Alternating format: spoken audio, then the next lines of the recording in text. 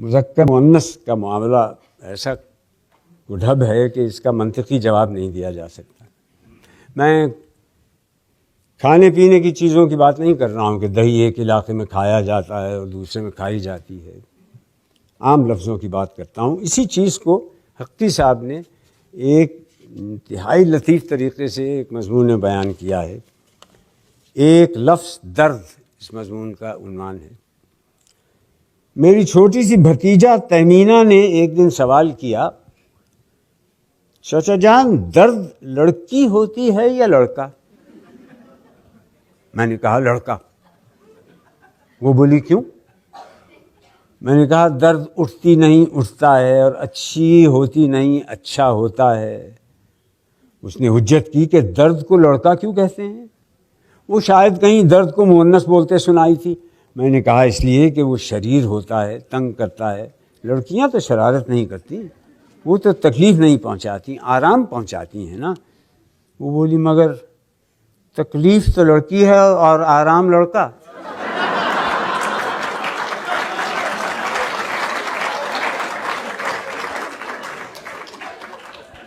اس پر میں ذرا چکرایا، بات بنانے کو کہا بھائی بعض لڑکیاں بھی تو شریر ہوتی ہیں، آخر تو بس تکلیف ایک ایسی شریر لڑکی ہے. مگر دیکھو خوشی لڑکی ہے اور رنج لڑکا. اکثر اچھی اچھی چیزوں کو لڑکی ہی بنایا گیا ہے. اس پر وہ کچھ سوچ میں پڑ گئی. پھر بولی اچھا تو ان چیزوں کو لڑکا اور لڑکی کون بناتا ہے؟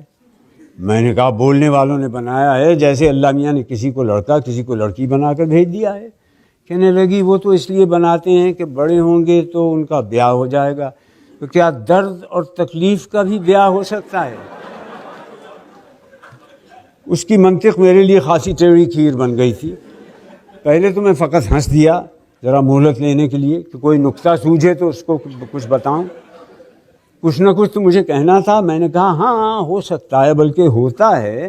جسمانی درد کا دلی تکلیف کے ساتھ جوڑ لگتا ہی ہے، دونوں ایک ہی ذات کے ہیں. تہمینہ پوچھنے لگی پھر کیا ان کے بچے بھی ہوتے ہیں؟ میں نے کہا ہاں ضرور ہوتے ہیں. آہیں آنسو کراہیں سبکی سسکی.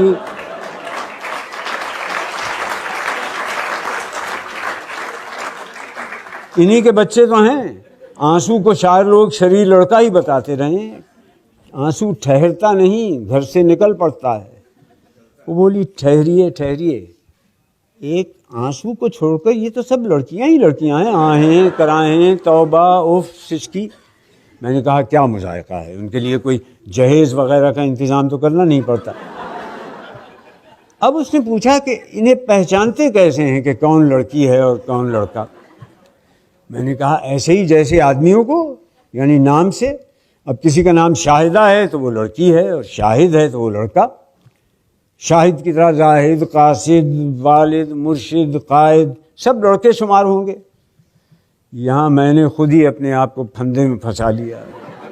وہ جھٹ بولی مگر قاعدہ تو لڑکا ہے. جب شاہدہ لڑکی ہے تو قاعدہ اور فائدہ لڑکے کیسے ہو سکتے ہیں؟ شاہدہ تو آتی ہے اور قاعدہ پڑھایا جاتا ہے، اور فائدہ بھی ہوتی نہیں ہوتا ہے. میں پھر کھسیانی ہنسا. بولا دیکھو یہ ذرا زیادتی ہو گئی، مگر سنو قاعدہ کی جمع قواعد کو مؤنث بنا دیا ہے. وہ فوراً بولی قواعد بن جاتے ہیں یا بن جاتی ہیں؟ ابھی تو آپ نے کہا کہ قواعد کو قاعدہ کے بدلے میں لڑکی بنایا گیا ہے. میں نے سنجیدگی قائم رکھنے کے لیے کہا مطلب یہ ہے کہ سن کر یا پڑھ کر اس کی آواز سے محسوس ہو جاتا ہے کہ لفظ مذکر ہے یا مؤنث. اس نے اپنی چلائی، کہنے لگی مجھے تو درد لڑکی لگتی ہے. میں نے پیچھا چھوڑانے کو کہا ہاں چلو تم یوں ہی بولا کرو، اور لوگ بھی بولتے ہیں تم اکیلی نہیں ہو. مگر یاد رکھو کہ مذکر مؤنث کی کچھ واضح علامتیں بھی ہیں. مثلا یہ پر ختم ہونے والے جتنے لفظ ہیں تم دیکھو گی مؤنث ہوں گے، اور الف پر ختم ہونے والے لفظ مذکر، جیسے امی ابا، نانا نانی، مرغی مرغا، کنگھی کنگھا، بکرا بکری، تمہاری چچی میں تمہارا چچا. تہمینہ پھر سوچ میں پڑ گئی. بے حد حجتی واقع ہوئی ہے. بولی تو بھائی کو بھائی کہنا تو غلط ہوگا. بھا کہا کروں اور آپا کو آپی؟